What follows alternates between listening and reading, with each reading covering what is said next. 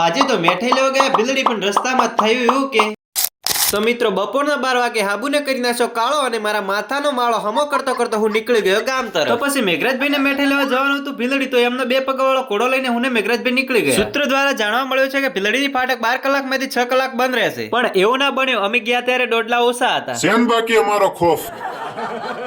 ફાટક પાર કરીને પહોંચી ગયા ભીલડી બજારમાં. ત્યાંથી પહોંચી ગયા આપણે મહાકાળી નાસ્તા હાઉસમાં. ત્યાં પહોંચ્યા ત્યારે આપણા ઓર્ડરની મીઠાઈનું કટિંગનું કામ ચાલુ હતું. બાકી આયોજન મોઢામાં પાણી મારે આવ્યું હતું, પણ કરું શું, મોઢામાં પાણી હતું પણ ગોજામાં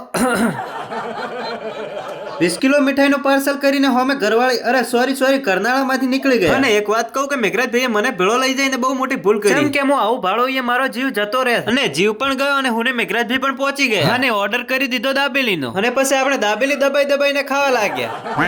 ગોજામાંથી હાઈટ કાઢ્યા તો હજી ખુશ છે. હેડ આગળ હજી કઢાવ જાતો તો નીકળી જતા, પણ હવે છે જાશો. અને પાછો એમ કહેતો હતો કે અમારો ખોફ છે, લે અલ્યા ફાટક બદલો વાળા તો આજે જ ખબર પડી. એક ઓમજી અને બીજી આ મકાજી. આ ફાટક ઉપર તો હાથું કે બે હેડે છે, પછી 12 માંથી 100 કલાક તો બંધ જ રહે ને. લે હારો હેડો મળીએ કાલના વ્લોગમાં. ત્યાં સુધી ફોલો ને લાઈક કરી દેજો.